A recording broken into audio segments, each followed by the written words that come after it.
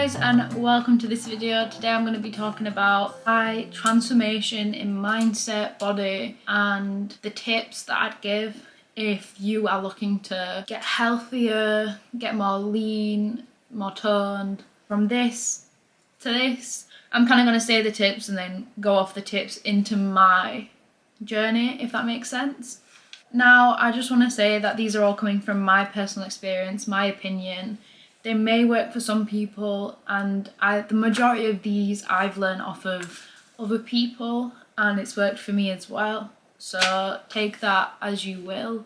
It's not professional advice, it's nothing like that, it's just what worked for me. The first tip is do not diet. Now, obviously, if you're looking to lose weight, lose the fat, gain weight, you're gonna have to diet in some sense, whether that's in a calorie deficit or a calorie surplus. You're gonna have to diet in some way. But what I mean by do not diet is do not call it a diet. As soon as you start getting into that diet culture, you're just gonna get lost in a loop. And if you have a really great relationship with food, you might not get stuck in the loop of yo-yo dieting. But with social media nowadays, we are kind of shown the beauty standards that we are meant to fit into, look like, and that can be really off-putting. So if you're on a diet, you're gonna start, liking those things on social media, and you're just gonna get caught in that loop. At the beginning of my fitness and health journey, I did diet, and it was where I'd diet really restrictively, and it was just unrealistic goals that I set for myself. And then after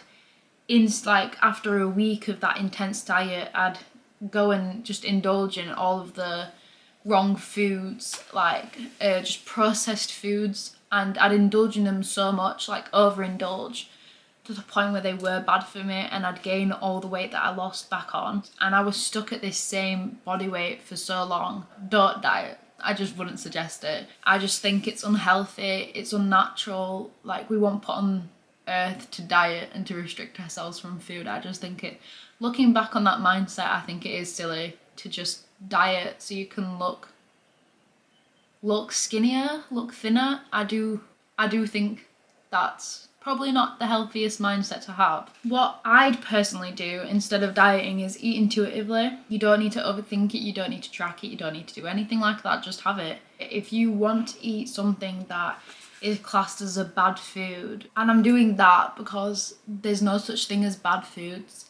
What we'd expect to be a bad food would be like pizza and crisps, things like that, processed foods, and they're not bad for you. They're only bad if you overindulge in them, and you don't treat them with moderation and balance them out with the nutrients you actually need, and then the balance of what you crave, if that makes sense. If you really want to see a difference in yourself and your mindset and your body, you need to change lifestyle, not diet. Overall, on the first tip, find what works for you. Eat the foods that make you happy, just in moderation, and balance it out with things that your body actually needs. A podcast I listened to, and it really made me understand more about my nutrition and what I need to be doing for myself and my body. The Sean Casey Fitness Podcast, #75, your full guide to nutrition. It stopped my mindset from being, oh, I need to lose the weight, and instead I need to fuel my body, kind of thing. My second tip is one bad day or meal does not affect your progress. What I mean by this is, if you overindulge one day or you don't eat enough one day, that's it. That's your fitness journey gone, so that's it, kapoof. That's not how it works. At the end of the day, we're only human, and we're not some robots that can magically completely change your life in 2 days. If you have that thing that isn't in your plan, own it.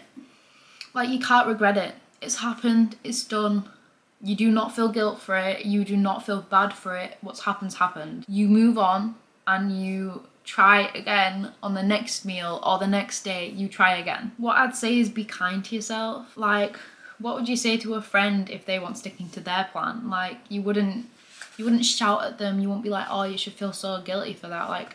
No, you wouldn't do that, so don't do it to yourself. Be kind to yourself, because there's so many other things going on than your fitness progress and your fitness journey. You can't just define your day on that one mistake or that one error.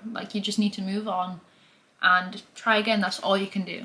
That is all you can do, is try again. This one is more of a mindset tip. Recently, I've been putting this into action and putting it into practice, but I've finally started seeing results in like my physical and mental transformation. My third tip is love yourself.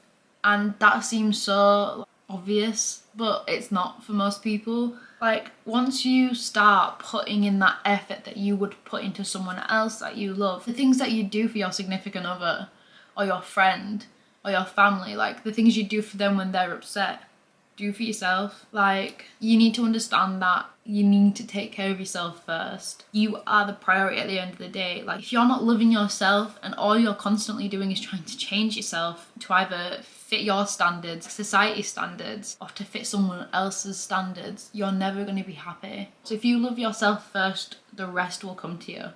My camera keeps unfocusing and it's getting on my nerves. My next tip is to move your body.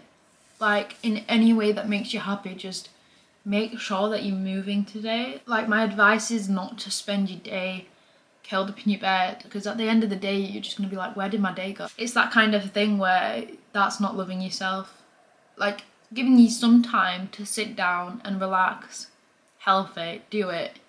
But spending your whole day not interacting with people or curled up in your bed. Like, I've had a time when I didn't want to come out of my room and I was just curled up in the dark, and that wasn't loving myself. I wasn't doing anything for myself then. Whether it's dancing, literally doing like a little dance workout that you can search on YouTube, or going for a swim, go for a light walk around your block. Something that made me change in a healthier way was when I became more active, you know, I am losing the weight because I'm moving more, I'm being more active, making sure I'm moving my body at least once a day in some sort of energetic way, like on a walk. You can also move your body by swimming, yoga, Pilates, stretching's moving, like a gentle walk, backing your car out. I mean, anything really. Just get up and move your body, and I promise you, you will feel 10 times better after. My next tip is, if you are really trying to change your lifestyle and change the things that you are giving out to people, this next tip is key. Like, it's helped me a lot, realizing I had control over this. Cut off all negative social media. We as a society now spend most of our time on social media, and most of our thoughts come from social media. And like, seeing that one post that we didn't choose to see can completely change your day or trigger something unhealed. And I used to be so affected by TikTok that I'd bring things up on my feed that I didn't necessarily want to see. And recently I've taken a break from TikTok, and honestly, just instead of endlessly scrolling for an hour every day, I don't go on it as much anymore. I go on TikTok to post my content and to get like inspiration for videos, and yeah, sometimes I have that 15-minute go through, but I'm not as controlled by it as I used to be after the break. I took 2 months off it and the benefits were just unreal. I now realise, if I see that video, not interested, just click that not interested button and you won't have to see it. If any video makes you feel negative, just not interested. Is watching one video really worth spoiling a good day? On TikTok, Instagram, just remove it. If there's people on your Instagram who you don't necessarily like, doesn't matter if you're friends, if their content is upsetting to you, triggering to you, or you just don't want to see it, remove it. It is for you. You don't have to keep that friend to please them if their content is triggering. And it's just like a breath of fresh air to what it used to be. And by doing this, believe me, you'll create a much healthier and safer environment for yourself and for your mental health on social media. These tips have come from me, someone who has been stuck in diet culture for so long and has been stuck in cycles of yo-yo dieting and beauty standards. Taking that step to heal myself and to take time to care for myself and love myself is when I'm actually seeing those long-term effects and those long-term changes that are going to stick with me and going to stick with my mindset. If you want to see more content like this or more of me, subscribe. And thank you for watching again, and I'll see you in the next one. Take care, guys.